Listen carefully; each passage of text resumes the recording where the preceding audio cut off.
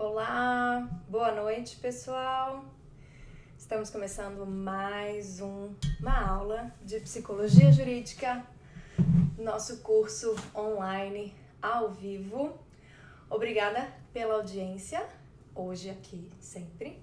E se você não está vendo esse vídeo hoje ao vivo, agradeço também a audiência. Muitas pessoas têm assistido o nosso vídeo, as nossas aulas, mesmo depois, eu tenho acompanhado, então agradeço muito, tenho tido bastante visualizações aqui no canal e fico bastante feliz.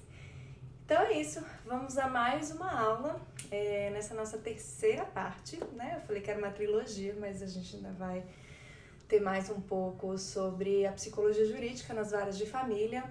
E começando hoje falando sobre especificamente o divórcio destrutivo, que foi um tema que eu estudei bastante no meu mestrado, no meu doutorado. Eu vou deixar o link aqui depois que a aula terminar da minha dissertação de mestrado, da minha tese de doutorado. As duas eu falo, principalmente na minha dissertação de mestrado, eu falo mais sobre a definição, eu faço uma pesquisa sobre famílias em situação de divórcio destrutivo na justiça, os atendimentos que foram feitos na justiça. Então eu descrevo com bastante detalhes o processo, né, que foi esse trabalho, essa pesquisa, e vou deixar disponível, né, minha dissertação está online, está disponível no repositório da Universidade de Brasília. Então para quem quiser, também posso deixar os links. Eu publiquei 3 artigos dessa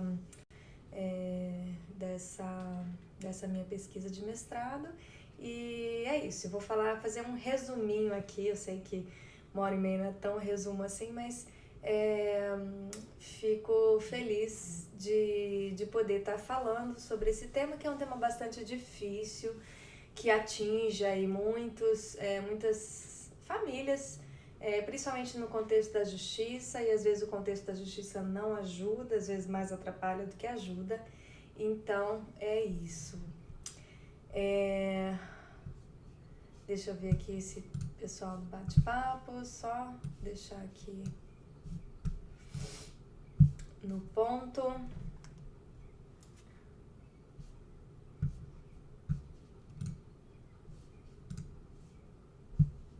Desculpa, peraí. Tá. Eu tenho que achar aqui o bate-papo, só um pouquinho. Então é isso, pessoal. Eu sou Mariana Martins Jura, sou psicóloga, tenho mestrado e doutorado na área de psicologia clínica e cultura pela Universidade de Brasília, especialidade em terapia de família e casais. Vou falar também hoje mais sobre a teoria sistêmica e um pouco como a teoria do pensamento sistêmico vai embasar aí a compreensão do divórcio destrutivo. É fundamental para a gente poder entender melhor. A nossa próxima aula eu vou estar falando sobre alienação parental.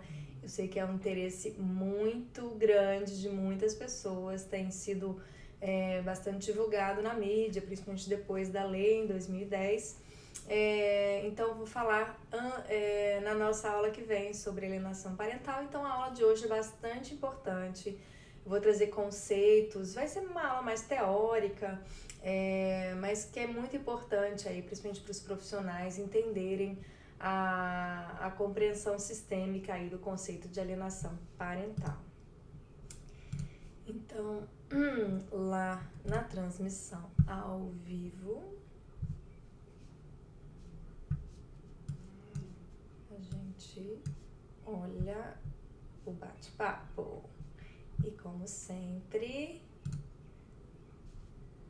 mames e papis já estão me assistindo. Muito obrigada a vocês, que são minha maior inspiração.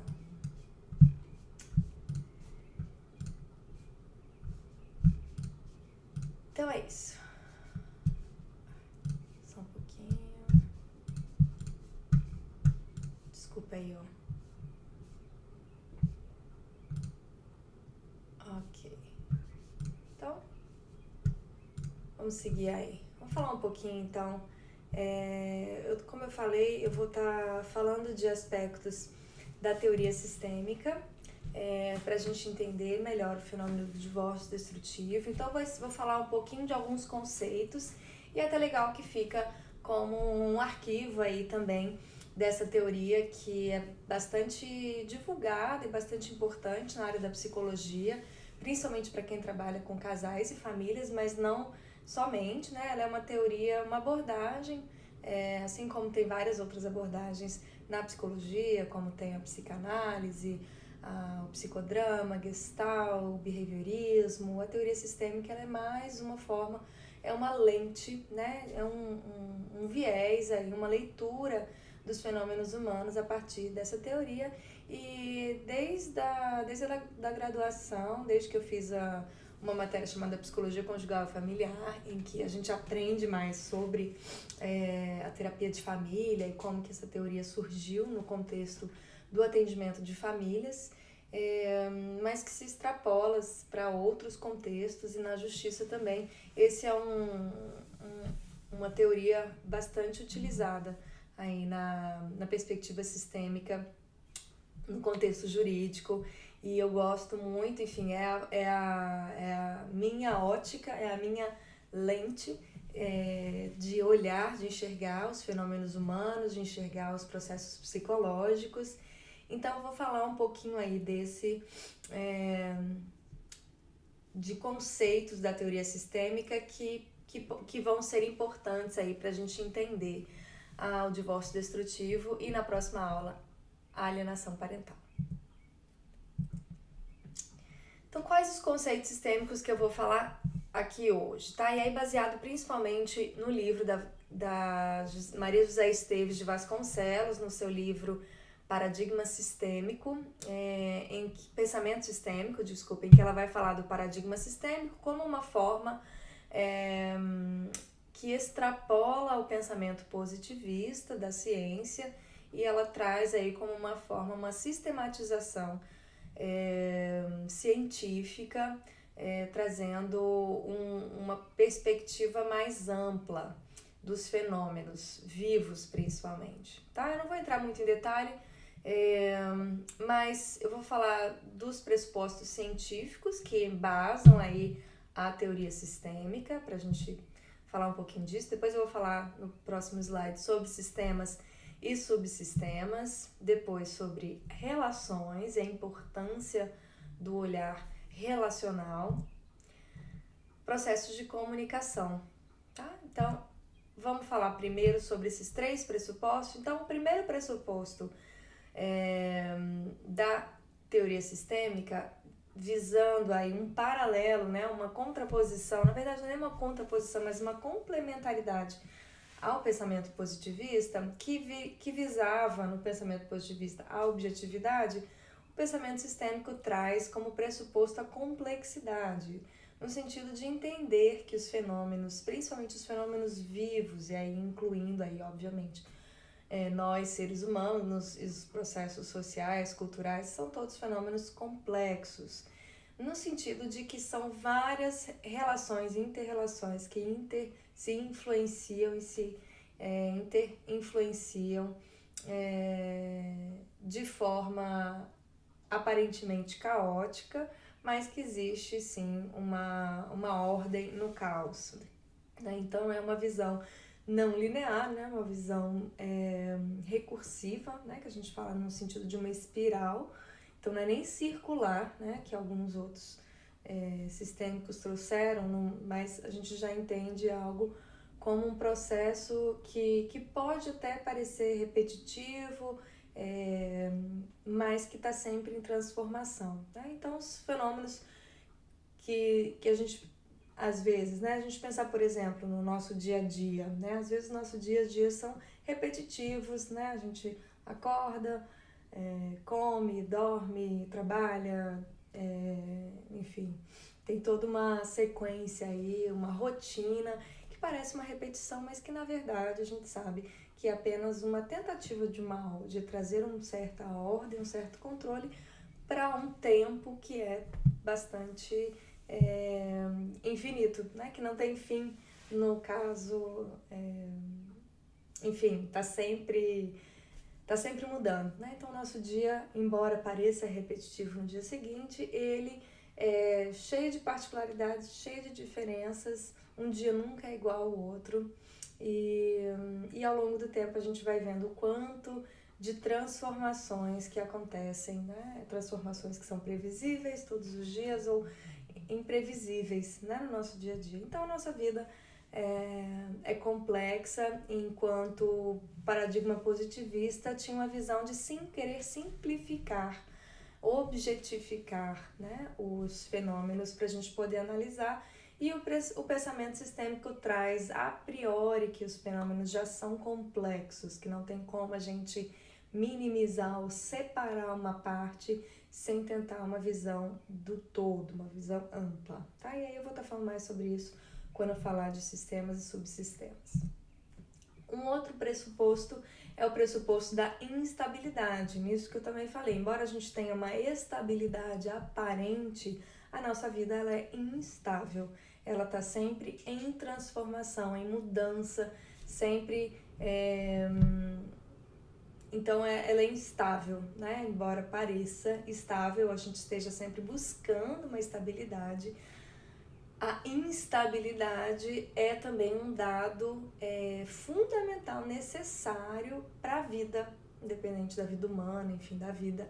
O instável também é aquilo que nos faz sistemas abertos e vivos, orgânicos, né? Então, ela traz esse pressuposto aí da instabilidade, que uma vez está de um jeito e é esperado. Isso não é visto como um aspecto negativo, mas é visto como algo que é esperado. Então, se a gente espera que os fenômenos vão ser complexos e instáveis, a gente já precisa, enquanto profissional, enquanto pessoa, já olhar uma determinada situação sabendo que aquela situação não é fixa, não é rígida, não é simples, mas que ela é complexa e que ela está em constante transformação, tá? Então, é um dado que nos faz enxergar os fenômenos.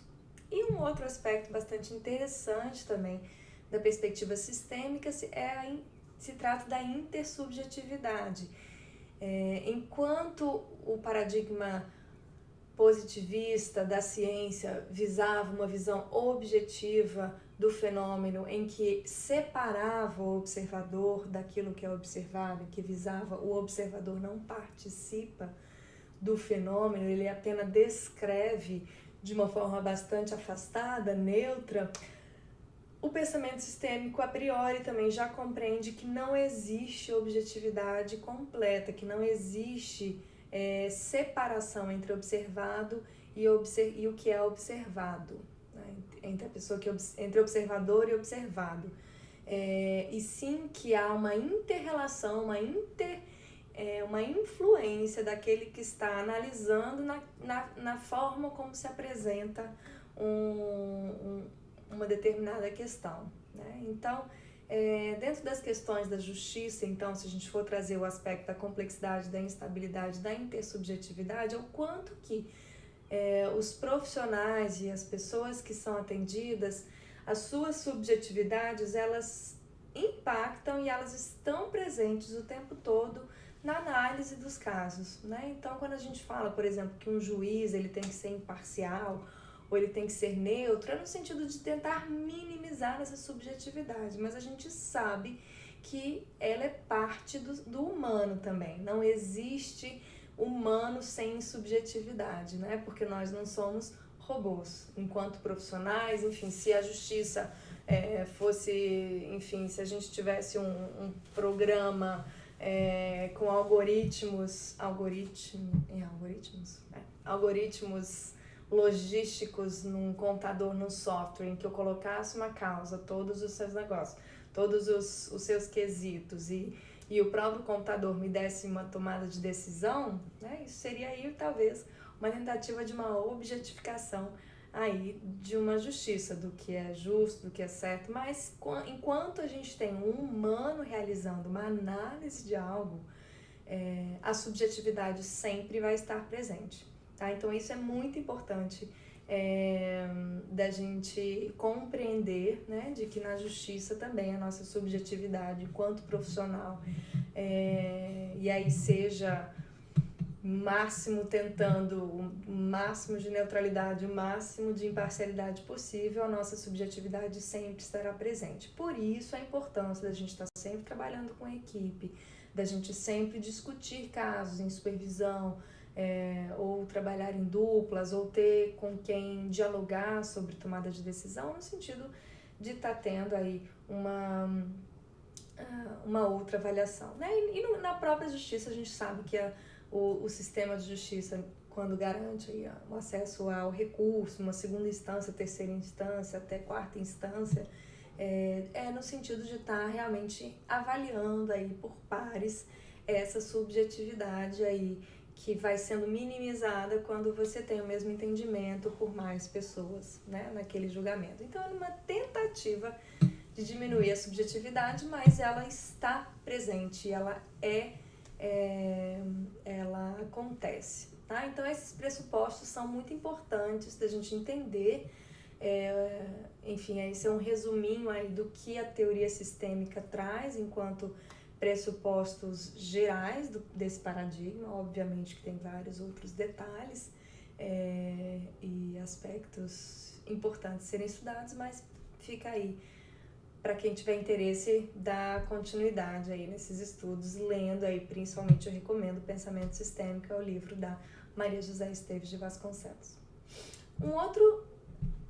Outros conceitos importantes da gente entender sistêmico, então o conceito sistêmico, a teoria sistêmica é baseada aí na visão de sistemas, né? Sistemas e subsistemas.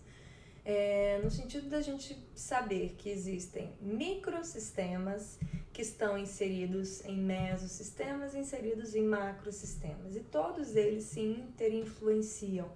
Não há uma relação unidirecional apenas do macro para o micro, mas o micro também influencia o macro. A gente sabe que pequenas ações também são capazes de trazer um impacto maior no nível meso, podendo chegar até ao longo do tempo, e principalmente em microações conjuntas, alteram aí também o macro. Então isso aí é uma inter-relação e aí se a gente for falar de sistemas, a gente tem sistema indivíduo, sistema meso, família, sistema macro, sociedade, né? Então é um exemplo, indivíduo como micro, meso, família, macro, sociedade. Um outro, por exemplo, se a gente colocar micro, pode ser também um átomo, o meso uma célula e o macro ser o indivíduo, o corpo humano, né? Então a gente tem aí e aí se a gente for, né, do micro, a gente não tem fim, a gente sabe que é infinito.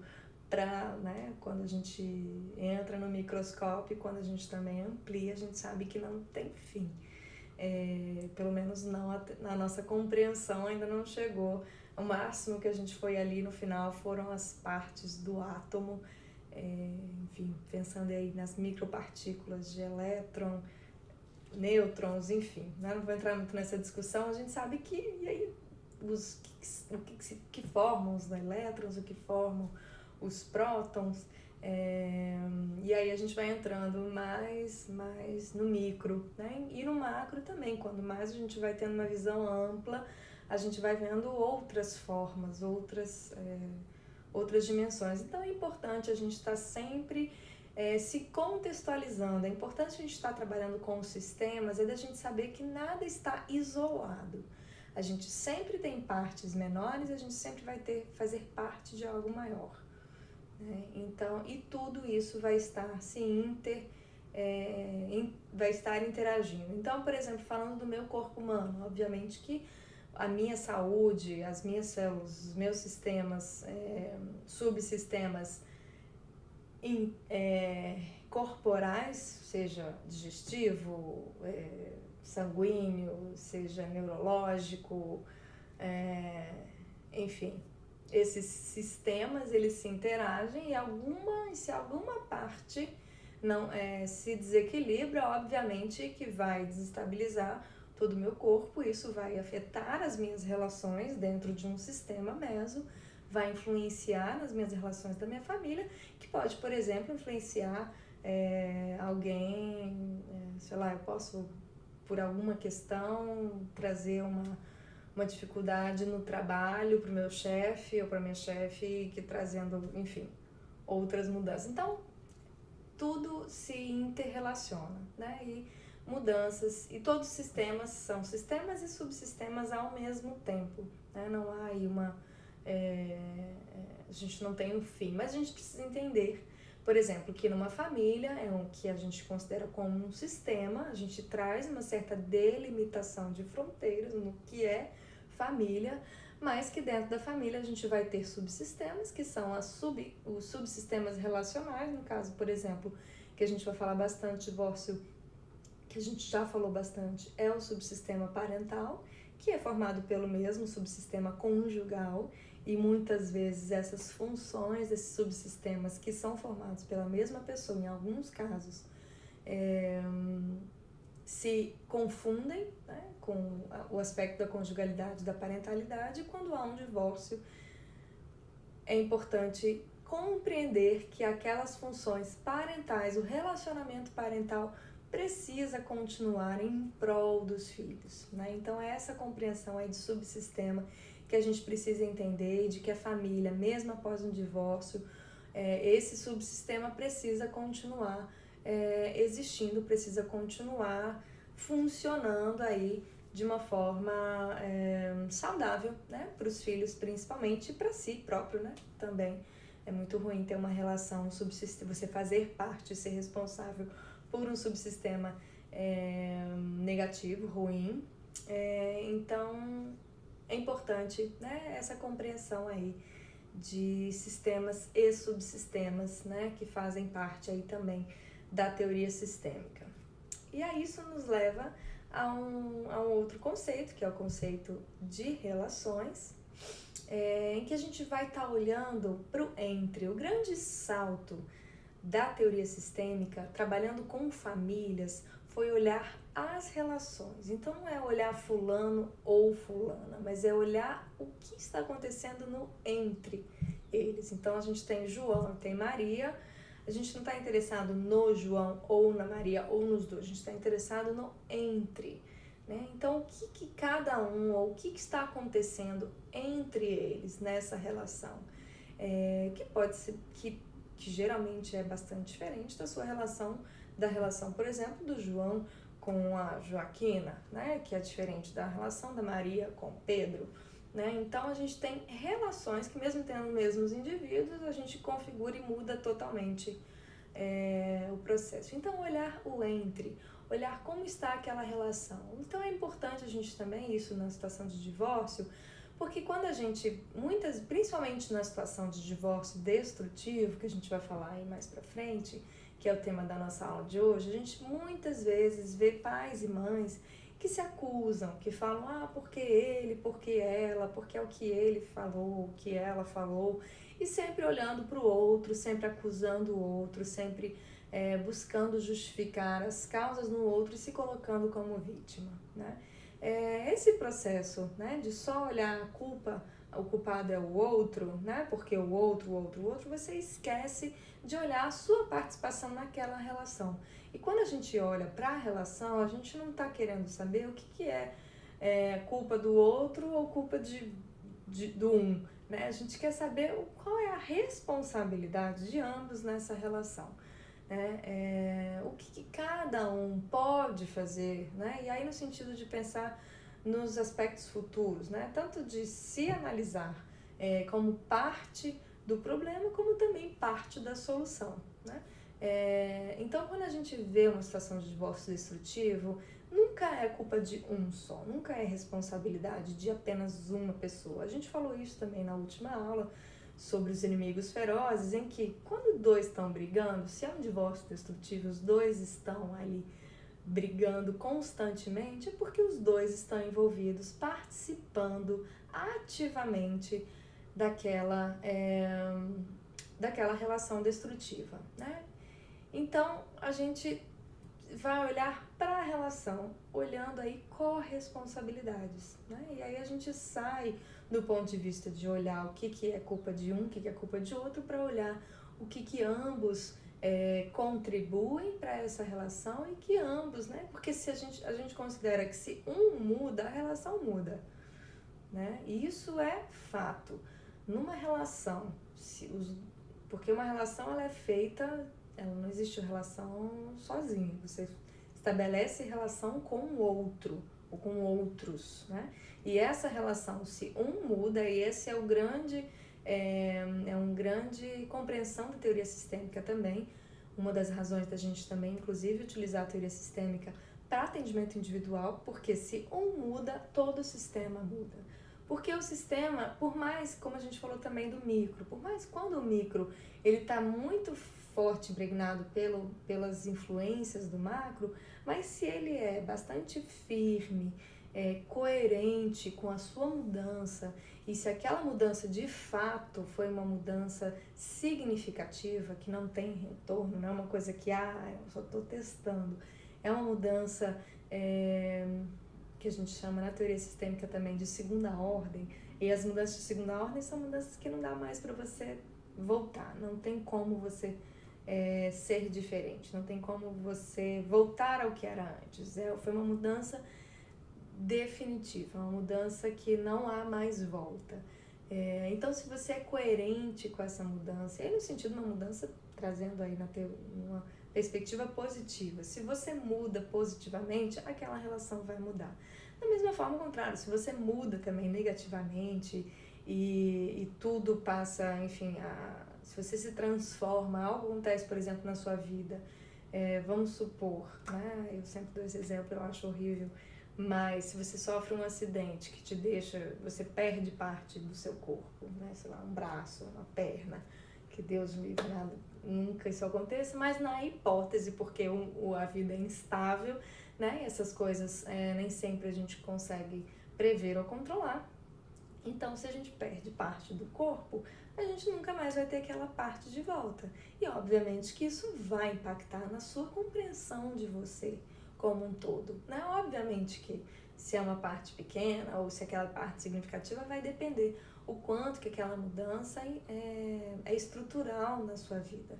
Mas a gente sabe que uma pequena mudança, mesmo uma pequena mudança, vai sim trazer uma transformação na sua percepção de você mesmo e nas suas relações. Então, por isso a importância da gente estar olhando para relações. E também, e esse entre também é influenciado por cada um, né? Então, quando a gente está trabalhando também numa situação de divórcio destrutivo, e aí é um outro paradoxo, a gente não vai estar falando, não, os dois precisam mudar. Obviamente que é o melhor que ambos mudem. Mas se um muda, a relação já muda, né? E então é importantíssimo a gente olhar para o aspecto relacional que a teoria sistêmica traz, que é esse olhar para o entre. Um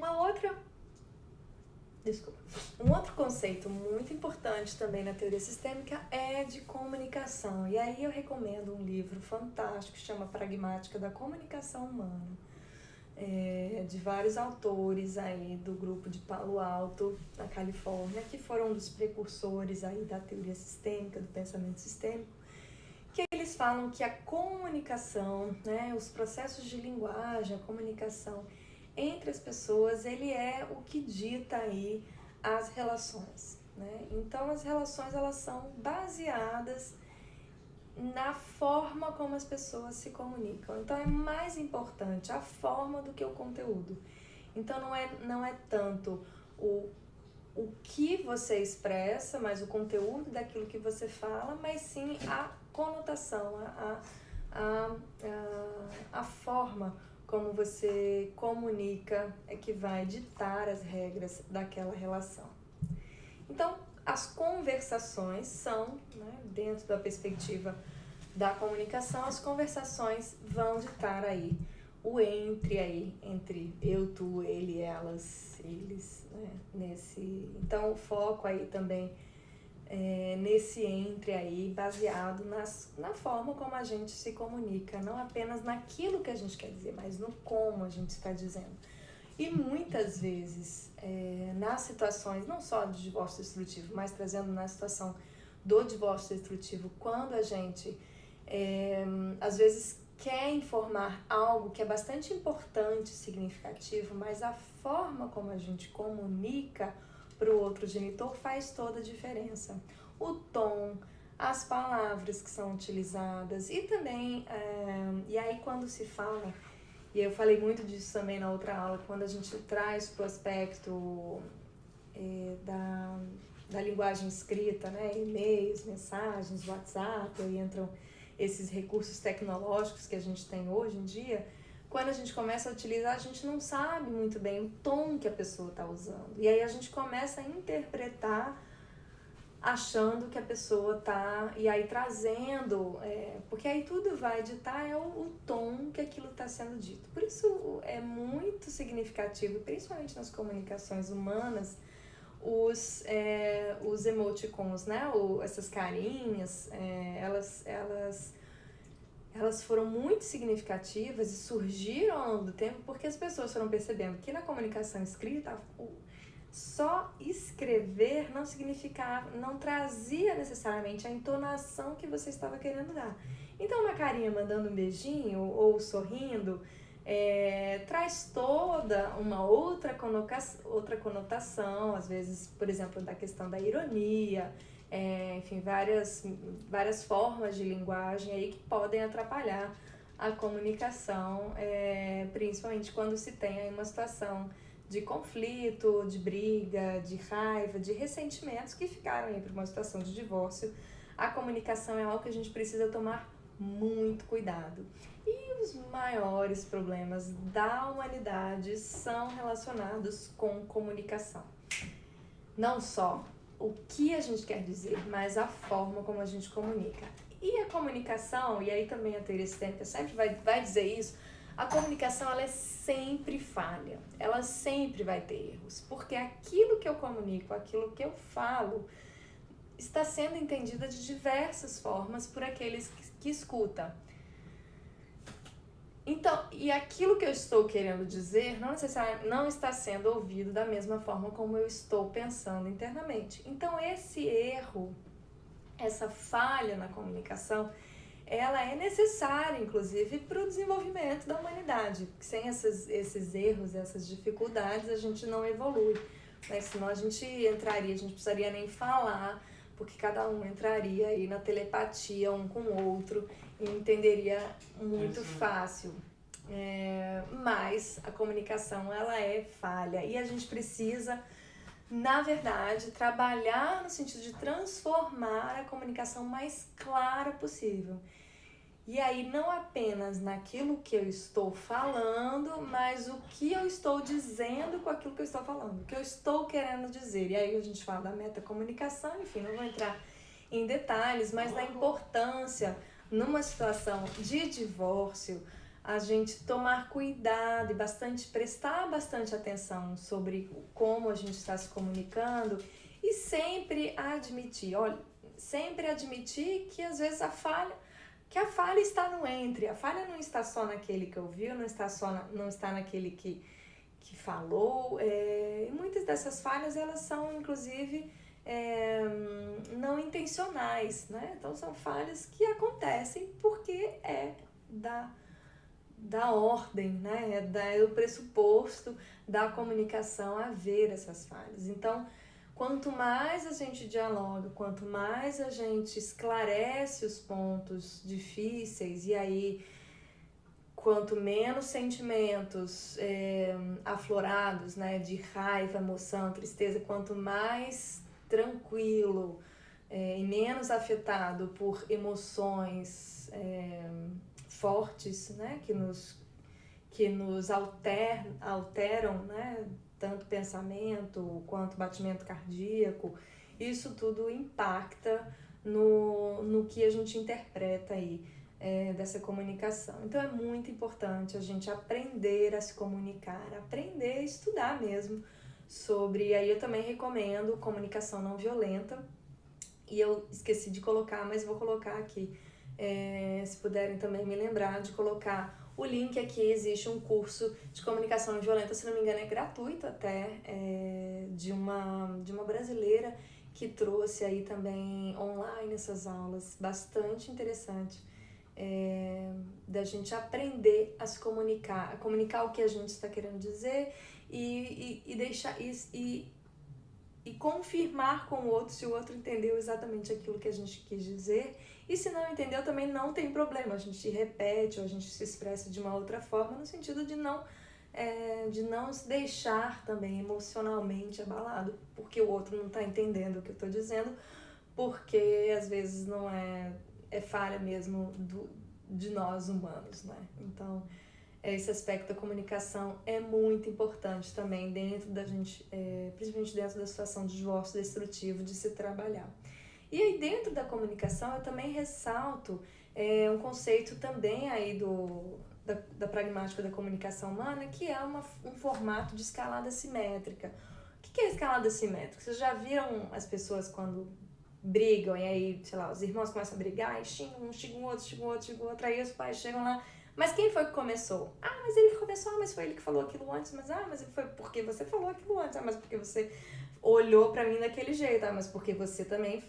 Então é aquilo que a gente, é aquela discussão que a gente não sabe quem começou, que vai instigando, incitando a raiva no outro e que ambos vão sendo responsáveis aí por esse crescimento, né? Esse crescimento exponencial aí da raiva. Então a gente tem aí duas pessoas, no mínimo, a gente pode ter mais, que vão escalando. Enquanto um grita mais alto, enquanto um começa a gritar, o outro grita mais alto, o outro grita mais alto, e aí grita mais alto, e aí, né, enfim, podendo chegar até situações de vias de fato, como às vezes acontece, né, de violência física, né, mas essas violências que vão, que às vezes violências verbais que também são muito destrutivas, e a gente também não sabe quem começou, mas que é um ciclo que não acaba. E aí, falando especificamente em divórcio destrutivo, naquelas situações de divórcio em que os pais não conseguem parar, eles estão o tempo todo se sentindo alfinetados e se sentindo na necessidade de alfinetar de novo. Eles se sentem o tempo todo vítimas e na necessidade de se vingar ou de retrucar porque foram feridos. E ambos se sentem da mesma forma. Ambos estão enraizados nessa briga, nesse conflito, e às vezes um até diminui, mas o outro incita que ele também não, e aí traz mais arma, mais munição para continuar a briga, continuar as discussões, continuar a violência e continuar aí um contexto destrutivo para os filhos, principalmente. Isso é péssimo, terrível para qualquer pessoa que passa por uma violência dessas. Ser vítima e autor de violência, né? Porque ali você está sendo ao mesmo tempo vítima e autor de violências constantes. E os filhos, ao verem ou ao perceberem ou ao sentirem isso, vendo seus pais, que são suas figuras de autoridade máxima numa situação caótica, os filhos saem muito, muito prejudicados, né? E a gente vai falar aí sobre alguma dessas consequências aí, também alguns conceitos sistêmicos que eu vou trazer, que o divórcio destrutivo traz para as famílias. Então, eu vou trazer mais 3 conceitos sistêmicos, e aí especificamente aí dessas consequências do divórcio destrutivo para os filhos, que é um conceito bastante básico, são 3 conceitos bastante básicos que não se aplicam somente, ao divórcio destrutivo, mas é o conceito da triangulação, o conceito das lealdades invisíveis e da parentalização, tá? Esses 3 conceitos, eles são comuns em todas as famílias, estão presentes em todas as famílias normais e não normais, né? Porque a gente sabe que toda família é normal e não normal. em vários momentos da vida, mas que os problemas surgem quando há um enrijecimento em um desses aspectos. Então, quando há uma triangulação rígida, e aí rígida é quando ela permanece estável ao longo do tempo, ou uma lealdade rígida também ao longo do tempo, ou uma parentalização também rígida ao longo do tempo. E eu vou falar de cada uma delas já, só vou pegar uma água, que minha garganta tá seca.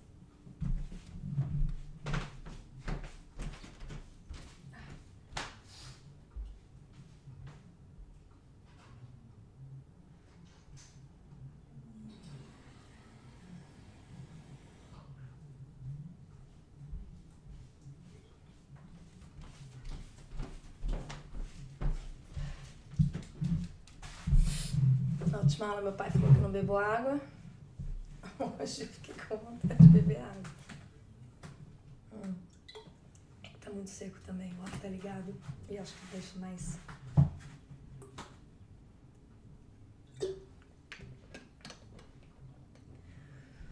Então, vamos falar de cada um desses conceitos e quanto que cada um desses conceitos afeta aí, está relacionado aí com o conceito de divórcio destrutivo. Estou falando primeiramente aí da situação de triangulação, né? Triangulação, o que é? A gente compreender que toda relação ela é triangulada, tá? Toda relação entre duas pessoas, ela vai ter, vai ter o parâmetro, vai ter um contexto de um terceiro. E esse terceiro pode ser o contexto social, o contexto do trabalho, pode ser até um cachorro, né? Enfim, que vai estar ali mediando aquela relação, né? Então, sempre entre dois, nas relações vivas, o tripé mínimo, né? Obviamente que o tripé já é um triângulo, mas as relações, elas minimamente são formadas por um triângulo, tá? E aí, nas situações em que há conflito, né, em que há tensão entre duas partes, principalmente, há necessidade de um terceiro, no sentido de diminuir a ansiedade aí daquela relação, que está carregada de ansiedade. Então, quando a gente tem um conflito, uma briga, né, e a gente tem aí nessa foto um ex-casal, por exemplo, entrou em conflito, quem que vai ser triangulado? Né? E aí quando a gente vê uma briga de desconhecidos na rua, a gente, né, fica ali pensando, a gente se mete, não se mete, mas só o fato de estar observando, a gente já é o terceiro, né, que está ali, o observador também influencia naquela relação, né? E aí por isso que a gente fala que às vezes dentro de casa os conflitos são maximizados em função de não ter ali o olhar do observador, né? Por mais que aquele observador nem esteja necessariamente interferindo diretamente, falando, mas só o fato de estar olhando, de estar observando, já vai alterar naquela relação, já vai diminuir o enrijecimento, a ansiedade daquela briga. Eles já vão, né, ficar ali, cada um pouco mais, podem estar bravos. E aí a gente vai vendo o nível de ansiedade, ele é medido também a partir do momento em que mesmo em público as pessoas estão brigando aos berros, significa ali que já perderam, enfim, que aquela ansiedade já é tão grande que ela desconsidera, ela precisa de fato que alguém interceda para não chegar, né, a vez de fato, enfim, a outra situação mais extrema. Então, isso traz aí, então, um terceiro, ele é sempre chamado, convocado numa situação para baixar a ansiedade de um conflito entre duas pessoas, né? E aí falando, por exemplo, aí vamos uma outra situação mais próxima, né? A gente falou aí de uma situação de dois estranhos brigando, seja uma relação de casal ou não, e a gente tá ali olhando, observando, geralmente os nossos olhos, né, se voltam para aquela situação e é a ansiedade chamando um terceiro para diminuir, trazer um equilíbrio naquela ansiedade, baixar o nível de ansiedade e de animosidade entre eles. Agora falando, por exemplo, numa situação em que você tem dois grandes amigos, né? E esses dois grandes amigos ou duas grandes amigas, vocês eram um trio ali, faziam tudo sempre juntos, e aí eles dois, por exemplo, brigam, se desentendem e daquele jeito que numa traição, e aí se sentem uns traídos, e aí você naquele meio fica numa situação triangulada. E aí você é chamado, mesmo não às vezes é até chamado diretamente, mas você é chamado a se posicionar, né? Você vai ficar do lado de quem? Você vai ficar do lado da Maria, você vai ficar do lado da Joana, você vai tomar partido, e isso vai depender muito do quanto que aquela situação de conflito perdura e aquela lealdade é solicitada, né? Aquela triangulação precisa continuar, né? Então, enquanto eles continuam naquela ansiedade, naquela briga, naquela animosidade, aí você vai ser o tempo todo chamado a tomar partido, né? Porque não se sustenta ao longo de semanas, meses e anos aqueles seus dois melhores amigos estarem se brigando, se pegando e se xingando e se odiando, e não é só parar de se falar, eles se odeiam e continuam nessa, e você vai ser o tempo todo convocado, porque você continua participando da vida dessas pessoas, e vai ser o tempo todo convocado a tomar partido. Como que você reage? Já passou por alguma vez sobre isso? Né? Então, isso é parte das relações humanas. A questão é como que a gente vai, como a gente vai se posicionar, e se a gente tem maturidade emocional de desenvolvimento para tomar partido naquela situação, ou para trazer uma solução, seja deixando ambos, porque você não vai tomar partido e acaba os três se afastando, você se afastando dos dois, ou você vai preferir um e o outro não, porque se você continua nessa, é muito difícil ambos aceitarem você continuar fazendo esse meio termo, então você vai precisar fazer uma escolha, né? Infelizmente, as pessoas muitas vezes imaturamente numa relação não conseguem manter, né, essa possibilidade. E aí a gente está falando de amigos, né? Agora vamos falar de família, mas, né, afeta mais pessoalmente, né? Como é que você fica quando uma pessoa da sua família se divorcia dessa forma, né? Você vai tomar lados, você vai tomar partido, você, ao longo do tempo, se aquela relação é destrutiva e continua destrutiva, obviamente que para não se prejudicar, você vai tomar partido geralmente pelo lado daquele que é da sua família, né? Não significa que não tenha ainda desejo, vontade ou que você tenha raiva da outra parte, mas é no sentido de minimizar os conflitos dessa triangulação. Com os filhos, e se os seus pais, né, e se os pais de uma criança estão nessa situação, como que a criança reage? Como é que a criança, numa relação triangulada, vai reagir? Né? E aí as crianças são o tempo todo chamadas, são mesmo chamadas, convocadas pelos pais para essa triangulação ou pela relação. Você, como assim? Sua mãe, eu odeio seu pai. Como assim como você consegue ainda amar seu pai se ele me machucou tanto? Né? Como você consegue amar ainda a sua mãe se ela é uma traidora, se ela me traiu ou se ela é uma pessoa horrível, né? E as crianças, às vezes isso não é dito, às vezes isso é dito, que é pior. Às vezes isso não é dito, mas a criança percebe como eu posso amar duas pessoas que se odeiam, né? Essa é a grande... continuar como eu posso, não é nem amar. Como eu consigo continuar amando da mesma forma duas pessoas que se odeiam. Esse é um dilema, esse é um paradoxo que as crianças em situação de divórcio destrutivo passam.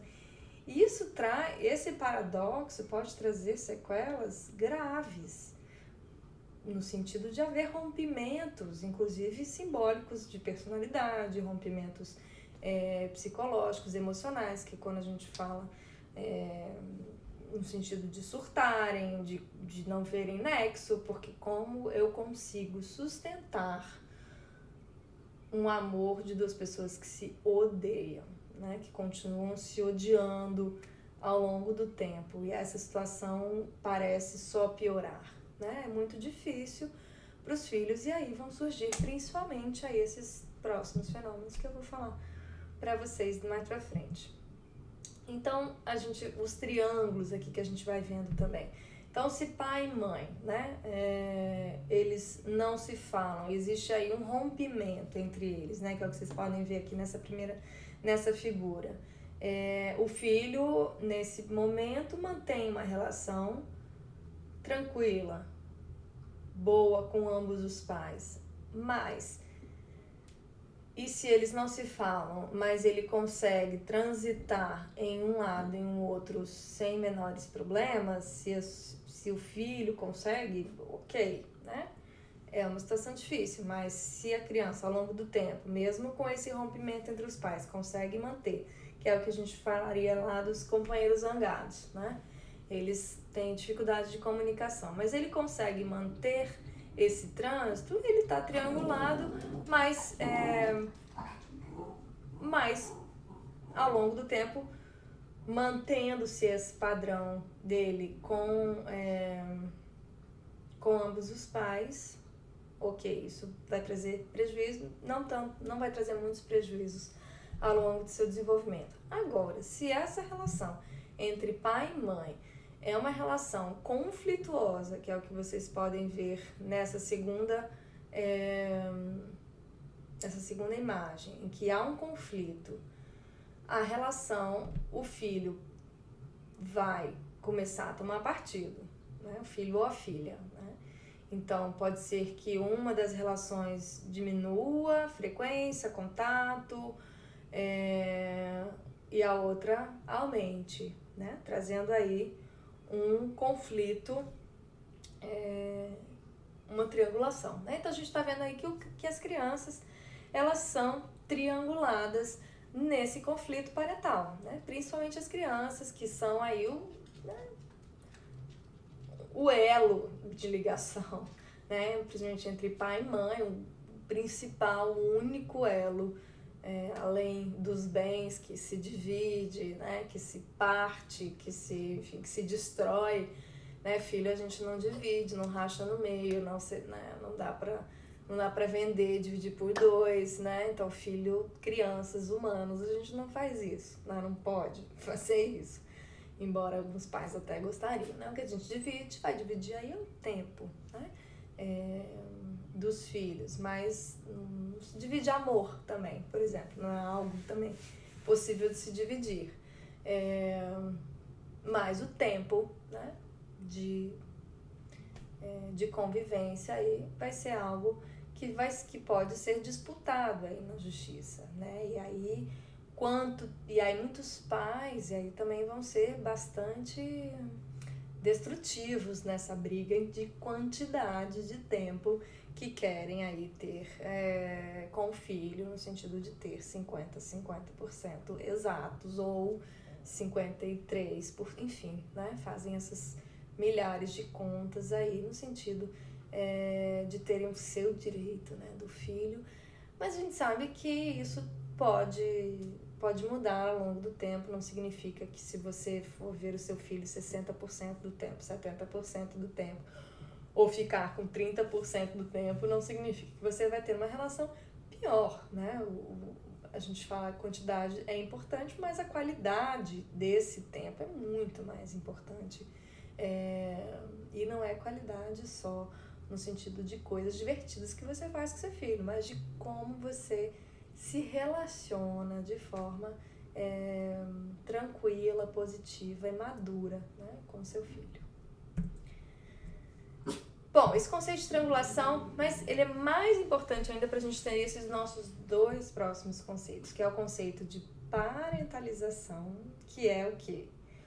Quando coloca os filhos numa situação de tomada de decisão, né? Quando os filhos são colocados para decidir, os pais têm tanta dificuldade de dialogar, de se comunicar, de tomarem uma decisão compartilhada, em conjunto, ou como adultos, ou se não com a justiça, que colocam aí a responsabilidade de tomada de decisão das crianças, né?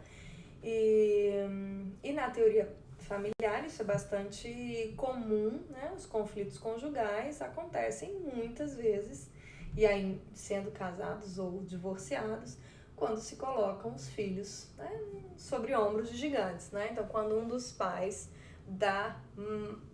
inverte aí os seus papéis parentais, colocando aí, né, a criança numa situação de superioridade, aí, implorando para a criança tomar uma decisão ou agradar, né, ao ego do pai. Quando os filhos são colocados nessa situação de tomar decisão no lugar dos pais, isso traz bastante prejuízos para o seu desenvolvimento, porque inverte a ordem, inverte a hierarquia necessária para o desenvolvimento humano. E lembrando, quando eu falei que parentalização é um fenômeno comum nas famílias, é no sentido de que ao longo da vida é dada às crianças e adolescentes, aos filhos, um nível de responsabilidade maior do que o nível anterior. Então vai se aumentando o nível de tomada de decisão. Então uma criança, por exemplo, ela pode escolher a cor da blusa e da calça que ela vai usar, mas ela não pode escolher com quem ela vai morar. Ela não pode escolher se ela vai na visita do pai no sábado e que horas que ela vai voltar. Não é a criança que toma essas decisões. Então, essas decisões maiores são dos adultos. As decisões menores são decisões que vai colocando a criança a um nível de responsabilização. Adolescentes é a mesma coisa. Não cabe ao adolescente dizer se aquele final de semana ele quer ou não quer visitar o pai. Não é papel do adolescente tomar essa decisão, ou que o adolescente vai decidir com quem ele vai morar. Não é ele que decide. Ele pode ser ouvido, a sua vontade, o seu desejo pode ser considerado, mas não significa que a decisão final é da criança ou é do adolescente. O adolescente ele tem algum poder de decisão sobre algumas coisas da sua vida. Se ele quer jogar, por exemplo, um esporte, ou se ele quer tocar música, né? Se ele quer aprender um instrumento musical, né? Então ele escolhe um ou outro. Então isso pode dar ao adolescente um poder de decisão, né? Ou no cinema, quer assistir o filme tal ou o filme tal. Isso é uma decisão que um adolescente pode tomar. Agora, decidir decisões de onde vai morar, com quem vai morar, enfim, isso não são decisões. Eles podem participar do processo de decisão, mas não tomarem a decisão final. A decisão final é dos pais. Então, as tomadas de decisões, que eu já falei sobre isso na aula anterior, né? Quando a gente colocou aí a criança como mala de recados. Não é papel de criança e adolescente tomar decisões, e isso é um processo de parentalização. E ao longo do tempo, uma criança parentalizada é uma criança que foi colocada ao longo de muito tempo uma responsabilidade acima das suas competências. Isso vai trazer prejuízos grandes para ela. Mais para frente, nas relações com seus pares, vai ser aquela criança mandona, aquela criança que manda nos outros, aquela criança que não vai respeitar o professor, não vai respeitar a autoridade, porque a autoridade maior do seu microsistema, que é a família, por exemplo, pai e mãe, estão num lugar de autoridade menor, essa criança se sente e vai depois, né, a gente diz, levar a porrada do mundo, porque o mundo não vai admitir muitas vezes, né? essa inversão de papéis. E aí, às vezes, os pais, né, que continuam parentalizando essa criança, né, mas é o professor, aí vão ver problemas nas autoridades aí, que a gente precisa, enquanto sociedade, de autoridade, a gente precisa de autoridade, precisamos de liderança, a gente precisa de pessoas que tomem decisão. Não significa dizer que crianças não possam e adolescentes não possam ter a sua voz ouvida, que não possam participar e que aquilo que elas dizem precisa ser considerado. E aí a gente chega nessa frase. Mas meu filho já decidiu com quem ele quer morar. Não tem que respeitar o desejo dele, né, ou dela. E aí, às vezes, alguns profissionais se chegam nisso também, né? Mas ele chegou já no atendimento dizendo, eu quero morar com a minha mãe. Ou eu quero morar com o meu pai. O que a gente faz com essa fala? Né? Como que a gente compreende? E aí eu trago aqui um ponto de exclamação aqui, né? E aí, só um pouquinho que tem uma criança pequena. Má!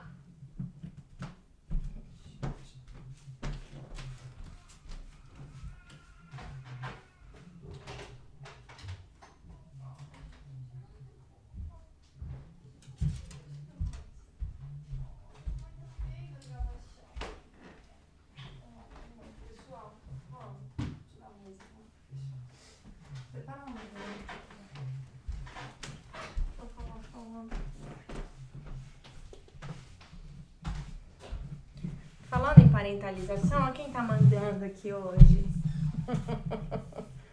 Oi, gente! Filha, vai lá pro seu cantinho, tá? Que ela não tá trabalhando aqui, tá bom? Bem boazinha.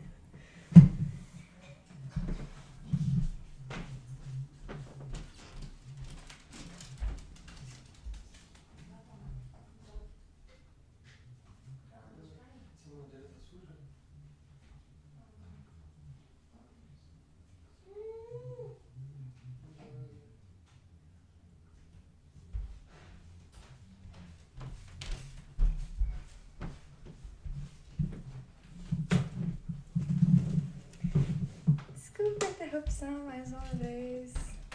Voltando. Então, atenção.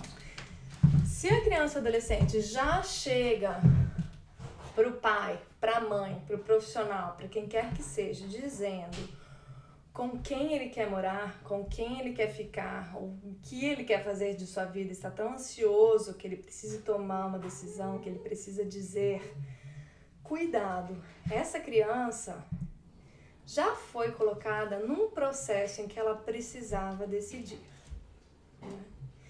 Então já está num processo difícil, porque quando a criança recém num processo de divórcio, de separação, se essa criança já não foi triangulada, se ela já não foi parentalizada ao longo do casamento, ao longo da união, logo que os pais se separarem, ela vai ser colocada em choque, em que ela vai ficar, mas o que eu faço agora? Com quem eu vou ficar? Eu tenho que decidir? E aí, por muito tempo, se achou que devia se perguntar para as crianças. Vem cá, com quem você quer ficar? Com seu pai ou com a sua mãe? E achavam que estavam fazendo o melhor interesse da criança. E ao contrário, quando se coloca uma criança para decidir algo que ela não precisa decidir, porque numa separação, num divórcio, é direito da criança, do adolescente, manter a convivência familiar com ambos os pais, independente da situação familiar, ser casada ou separada, ou de uma família separada. Essa criança precisa manter a convivência familiar. E aí não é só com pai e mãe, é com pai, mãe, tios, avós, primos, sobrinhos, com todo o seu contexto familiar que faz parte do seu desenvolvimento, que faz parte da sua construção histórica e do seu pertencimento familiar.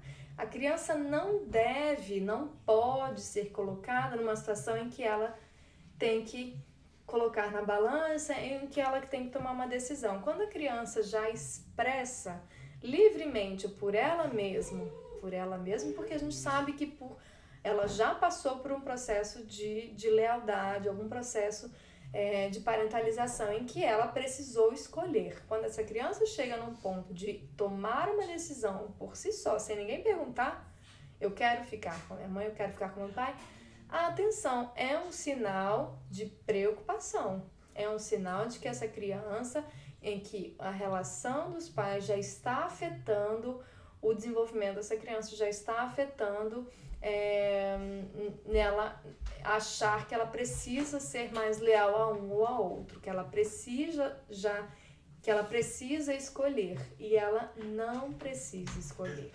No mundo do Estatuto da Criança e Adolescente, que é o ideal que a gente trabalha, que a criança deve ser mantida, a convivência com todos os seus familiares, independente, ela não precisa escolher. Então, se ela não precisa escolher, se vai ser colocada a ela a possibilidade de ela manter essa convivência, por que colocar esse peso dessa responsabilidade na criança, né? Porque se essa criança fala, o simples falar, ela já também pode achar que vai ser leal a um, mas traindo, né? Sentindo ali num conflito de lealdade, traindo o outro que ela também ama, que ela também quer ficar. Porque no fim das contas, a criança não quer que os pais se separem. Então, se ela não quer que eles se separem, é porque ela não quer ter que escolher um lado ou outro. Então, tirar essa responsabilidade do peso, tirar esse peso, né, das costas da criança, quando se coloca isso, essa criança está sendo colocada numa posição que não lhe diz respeito, mesmo também sendo um adolescente. Obviamente que o adolescente também pode ser ouvido e ele também já vai ter um pouco mais de desenvolvimento para já analisar dentro das suas prioridades, de quem ele naquele momento de vida se identifica mais. A gente sabe que ao longo da vida os filhos vão se identificar com um pai ou com outro em determinada fase do desenvolvimento, o que é normal, o que é esperado. Na infância, na adolescência, na fase adulta, né, é importante, vão haver lealdades e identificações com um membro ou outro da família, né? O problema surge quando há um enrijecimento, quando a gente fala,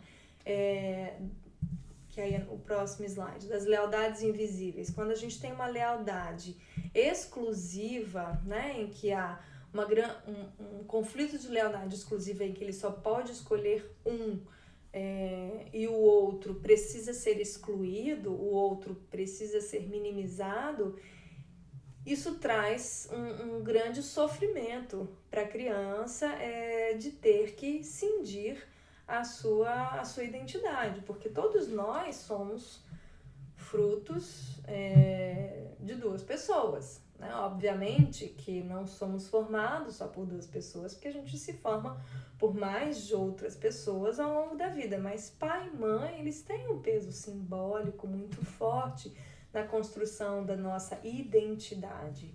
E quando a gente cinge isso, quando a gente,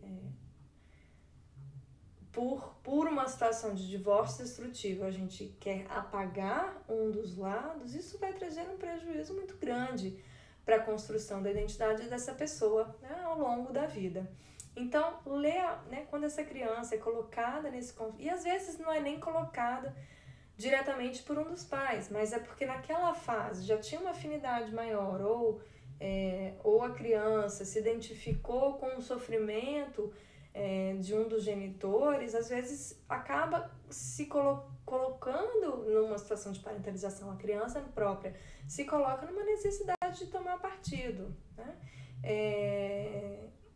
E as crianças podem, ao longo do tempo, manter esse mesmo discurso e trazerem aí prejuízos grandes ao longo do seu desenvolvimento, né? De crianças que se identificaram com um lado da história porque tiveram mais acesso, porque naquela fase da vida tinham mais afinidade com aquele lado, com aquele genitor, e que ao longo da vida vai buscar, né, outras outras verdades, né? Que a gente sabe que todas as histórias têm vários lados, né? E quando a gente só escuta um lado ou um lado da história fica mais forte, né? Aquele outro lado, quando a gente vai crescendo, a gente vai começando a questionar aquelas histórias que nos foram contadas no sentido de trazer uma integração, né?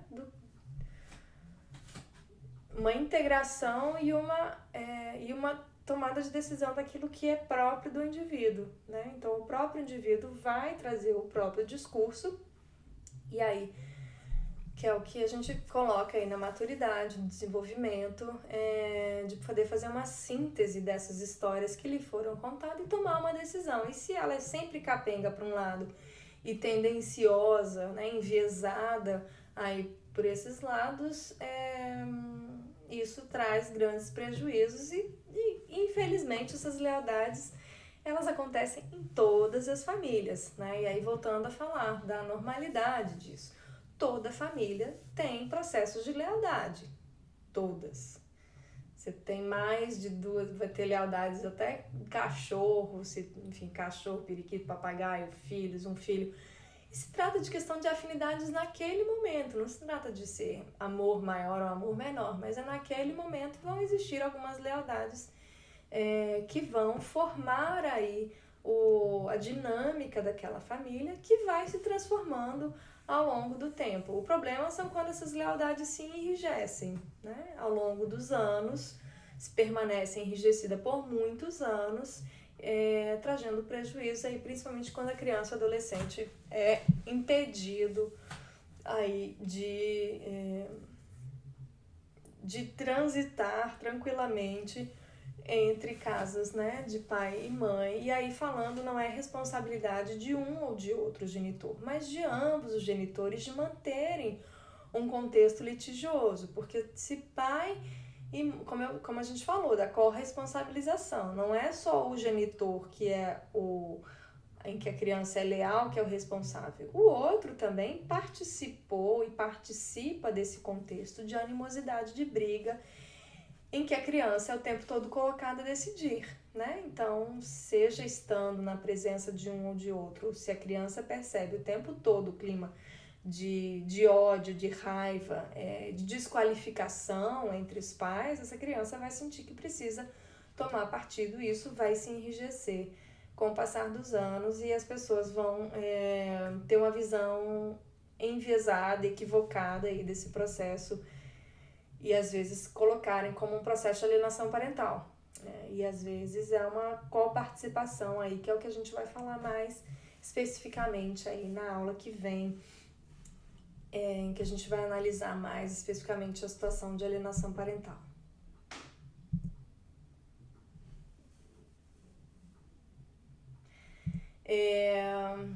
Então, como eu falei, né, é essa relação entre os pais que afeta as outras demais relações. É a relação entre os pais, entre pai e mãe, que é o subsistema chefe, né, vamos dizer assim, a autoridade da família, é pai e mãe, né? Então é essa relação que ela é hierarquicamente maior do que as demais. Então ela vai estar impactando de uma forma mais profunda a relação do filho com o outro, né? Então não se trata de dizer que apenas um é o responsável por aquela relação ser daquele jeito e a relação com o pai aqui, por exemplo, mais distante, né? Essa relação riscada em diagonal, assim, é conflito, a pontilhada é uma relação distante e 3 tracinhos é uma relação mais forte, né? Mais desvinculada, emaranhada, né? Em que há uma lealdade maior. Então, quanto maior o conflito entre pai e mãe, mais forte vai ser a lealdade entre os genitores e mais distante vai ficar do outro. Quanto mais, e aí isso tudo se interinfluencia ao longo do tempo. Então, todos participam e pai e mãe são responsáveis pela manutenção desses conflitos de lealdade exclusiva. Falando mais especificamente aí nesses últimos minutos das características específicas do divórcio destrutivo, em que a gente já, na verdade, falou aqui ao longo de toda essa aula, eu trazendo exemplos do divórcio destrutivo nesses conceitos sistêmicos, tá? Então, só trazendo rapidinho alguns aspectos que ficaram mais evidentes aí na minha dissertação de mestrado, que é o conceito, a definição de divórcio destrutivo que a Rosa Glasserman trouxe num capítulo que ela escreveu, em que o divórcio destrutivo é aquele em que há um alto potencial ofensivo e violento entre o par parental, em que há um envolvimento de membros das famílias de origem no conflito, então eles são acionados, porque esse par parental, né, lembrando a triangulação, né, a ansiedade de par parental, né, entre os ex-casal é tão forte que precisa que chamar outros para essa briga, para comprarem essa briga, e estão sempre buscando aí pessoas para lutarem pela sua causa também, pela sua verdade, né? Então vai envolver aí membros das famílias de origem, vai se buscar incessivamente também culpados, e lembrando que a família de origem também, quando se tem já um padrão de divórcio destrutivo, também existem aspectos transgeracionais, então membros da família já agem mais ou menos daquela forma também, então já tem um padrão, uma dinâmica familiar transgeracional aí também favorável para o divórcio destrutivo. Então esses membros da família, alguns deles vão se sentir autorizados a participar desse conflito, na busca incessante de culpados, de culpar o outro e se justificar e minimizar e se vitimizar, né? Dificuldade tremenda aí de olhar para a necessidade das crianças, para a proteção das crianças e para os direitos delas de convivência com ambos os pais. Então há uma dificuldade dos pais de reconhecerem essa necessidade e vão construindo ao longo do tempo estratégias agressivas e destrutivas que não terminam, que são intermináveis, disputando aí os filhos, os bens, o tempo, qualquer razão é motivo de briga. Então, mudança de escola, onde vai morar, enfim, material escolar, né? Todas essas pequenas decisões da vida da criança começam a virar aí transtornos e disputas enormes, né? E aí eu vou trazer 3 grandes aspectos aí que ficou muito claro também, que é a evidente disputa conjugal, né? O quanto que o casamento não se encerrou. Quando há uma situação de divórcio destrutivo, né? Esses pais vão dizer, nós vamos brigar para sempre, né? Não tem vamos ficar juntos para sempre, não. No caso deles, eles vão ficar juntos, unidos pelo conflito para sempre. Nós vamos brigar para sempre, porque nós sempre vamos nos odiar, né? Então há uma constante autopromoção, né? No sentido de eu sou uma pessoa maravilhosa e ele ou ela, né? A destruição do outro, o outro que é a pessoa que tem todos os problemas. Há uma responsabilização constante do outro pelo conflito, então a criança está desse jeito porque o pai ou porque o outro fez daquela forma ou faz daquele jeito ou por causa daquilo.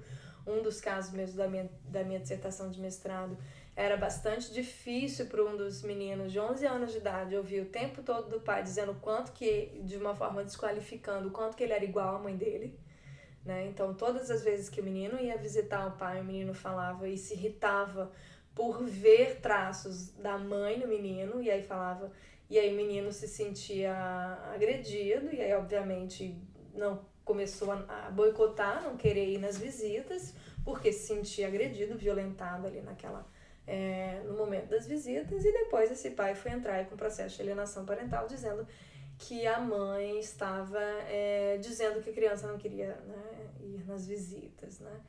Então, aí uma total desconsideração da sua responsabilização daquele processo, né, da criança estar chateada ou ter sido magoada também por algum daqueles genitores ao qual ela está dizendo que não vai, enfim, não é só influência do outro ou da lealdade com o outro, mas também às vezes tem algumas situações de conflito em que a criança se sente agredida, né? Há uma comunicação, né, e voltando para o aspecto comunicacional, de uma forma rígida, inflexível, autoritária, violenta, né? Então há uma dificuldade, né, de comunicação, uma comunicação nesse formato bastante agressivo e violento, desqualificador, uma luta incessante de poder, né? Então desautorizando o poder parental do outro e lutando pelo seu poder parental, né? Desqualificando o outro e não buscando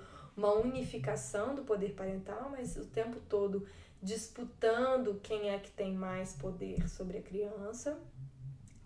E vai ao longo do tempo tentando evitar contato direto com o ex-cônjuge. E aí a principal forma dos pais acharem que resolvem isso é dando um celular para a criança, né? E dando o celular para a criança, eles acham que todos os problemas são resolvidos porque agora a criança que vai resolver, né? Esse é um grande problema aí de parentalização do filho, de triangulação da criança nesse processo de tomada de decisão que deve ser dos adultos e coloca aí uma coisa que deveria ser no sentido de trazer um maior convívio, acaba na verdade colocando a criança com o celular no sentido de tomar decisão aí em relação às visitas, né, em relação ao processo de férias, enfim, a todas essas questões que vão triangulando com a criança e evitando o contato direto aí que deveria acontecer entre os pais. E triangulando, como a gente já falou, o tempo todo com membros da família e profissionais, né? Profissionais, professores da escola, o tempo todo são chamados para tomar partido, psicólogos, aí coloca a criança no terapeuta, aí o pai coloca numa terapeuta, a mãe coloca no terapeuta, aí os terapeutas não sabem que a criança está indo em 2 terapeutas. E aí essa criança, né, que não deveria, na verdade, ir nenhum, os pais que deveriam, né, ir cada um em um ou em um só. Então essa criança bombardeada aí de informações e de problemas às vezes, né? Porque às vezes uma criança também que é colocada na terapia se considera problemática, sendo que na verdade o problema não é a criança, muitas vezes são os pais, né? Muitas vezes os problemas que aparecem nas crianças são provenientes dos adultos e na verdade são os adultos que deveriam passar o processo terapêutico. Então esses profissionais também o tempo todo vão sendo triangulados. O juiz também é um grande outro nome que é colocado aí para chamado aí nessas brigas e disputas. A disputa parental, que aí entra no aspecto mais da disputa pelo filho, né? Então nós não vamos deixar de brigar nem pelo bem-estar dos nossos filhos. Isso foram falas aí durante a minha pesquisa de mestrado, daqueles pais que vão brigar independente se o filho está bem, se o filho está mal, se o filho está desenvolvendo sintomas de depressão, sintomas de ansiedade, vários outros problemas. Os pais não reavaliam a sua relação conjugal, parental, pelo bem-estar dos filhos, né? Então há uma confusão aí de papéis conjugais e parentais, uma desqualificação dos papéis parentais do outro, colocando o outro sempre como um pai, uma mãe desqualificado, triangulando os filhos nesse processo, sendo incapaz aí de se colocar no lugar das crianças, né? O quanto que esse processo traz sofrimentos emocionais e às vezes até físicos também. As crianças muitas vezes desenvolvem gastrite, problemas de respiração, alguns problemas físicos também, em detrimento de conflitos graves entre seus pais, né? Isso prejudica, sim, muito o desenvolvimento emocional, social e biológico, né, das crianças, que são bastante vulneráveis e perceptíveis a isso, né? E aí não percebem a desproteção que essas crianças estão nesse contexto. Então, desprotegidas, então o divórcio destrutivo é desprotetor para as crianças, colocando as crianças em situação de risco e vulnerabilidade. Então, é uma situação bastante grave e que precisa mesmo de bastante atenção dos pais, dos familiares e dos profissionais quando uma situação dessa acontece, no sentido de alertar aí os pais das consequências que essa disputa, que essa destruição mútua traz para os filhos, que são o bem mais precioso que eles tiveram. O quanto que a justiça é um contexto ideal para o divórcio destrutivo, né? O quanto que as famílias buscam, as famílias do divórcio destrutivo estão o tempo todo buscando a justiça, porque a justiça realmente é um contexto interessante para a manutenção do divórcio destrutivo. Então, essa visão de que a justiça vai descobrir a verdade, vai condenar o outro, é, na verdade, promovida aí por esse contexto jurídico que traz um jogo relacional complicado, aí, colocando as partes, né, em polos opostos, num divórcio litigioso, buscando um advogado para cada, então buscando aí quem é que vai dizer a verdade, e às vezes advogados litigiosos ou juízes não atentos para a necessidade dos filhos, ou no sentido de estar buscando aí quem é que está certo, quem está errado nessa disputa, e às vezes são colocados por esse divórcio destrutivo os próprios juízes, os próprios profissionais se veem numa sinuca que acham que precisam, ouvem histórias tão contraditórias que acham que precisam tomar partido, que precisam escolher o lado em que eles se sentem mais afinidade aí para tomar uma decisão favorável ou desfavorável ao outro, que na verdade vai estar sempre sendo desfavorável aos filhos. Então, esse formato da justiça beligerante, ela apenas potencializa nessas disputas. E aí, infelizmente, para quem quer brigar, a justiça tem sido um palco ideal para isso, né? Então, essa dinâmica da justiça muitas vezes tem uma dinâmica semelhante ao divórcio destrutivo, incluindo terceiros, buscando inocentes e culpados, desqualificando o outro, porque a gente sabe que numa petição a gente precisa o tempo todo se autopromover e desqualificar o outro para ganhar a causa, dizer o quanto que eu sou bom e o outro é ruim.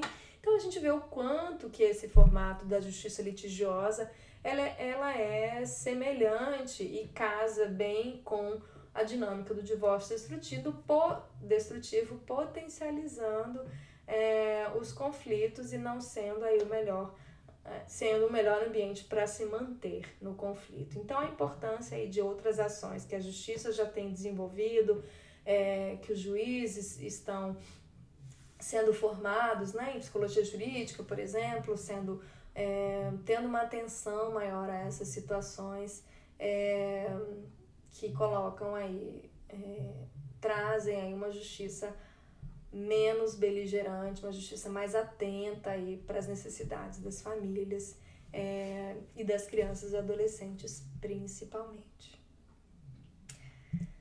Bom, pessoal, essa foi a nossa aula de hoje e a nossa próxima aula falaremos sobre alienação parental. Então, a gente vai falar sobre alienação parental, síndrome de alienação parental, falando sobre a lei, de onde que veio esse conceito, como que a gente entende esse conceito a partir de uma perspectiva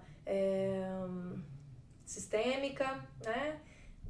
Então, muitos desses conceitos que eu falei aqui hoje vão ser úteis aí para a gente fazer essa análise na aula que vem sobre alienação parental e síndrome de alienação parental. E nos próximos aí eu devo falar mais sobre situações de Lei Maria da Penha, eu vou, enfim, ver ainda outros temas de interesse de vocês, mas eu sei que esse tema da alienação parental é um tema de bastante interesse e eu quero mesmo deixar uma aula inteira só para falar sobre isso, porque são muitas considerações para se falar sobre a lei, então aspectos jurídicos da lei, os aspectos que influenciam nas famílias, como lidar com uma situação, como o psicólogo lida, né, quando diz lá que a alienação parental precisa ser diagnosticada para uma equipe multidisciplinar ou para um profissional também incluindo psicólogos nisso. Então, psicólogos, famílias, pessoas interessados que queiram saber mais, estudar, conhecer mais, entender mais a fundo a alienação parental. Eu vou estar falando sobre isso na nossa próxima aula, então não perca, participe, divulgue, curta, dê o seu comentário, se inscreva no canal e muito obrigada pela audiência, obrigada pela participação de vocês que estão aqui hoje e que estão também nos assistindo aí na aula gravada, ok? Desculpe as interrupções que tivemos hoje, ao vivo. Em breve vou estar me organizando para fazer edição aí desses vídeos, mas ainda mantendo todos eles aqui na íntegra para quem quiser assistir, ok? Muito obrigada, boa noite e até semana que vem. Tchau, tchau.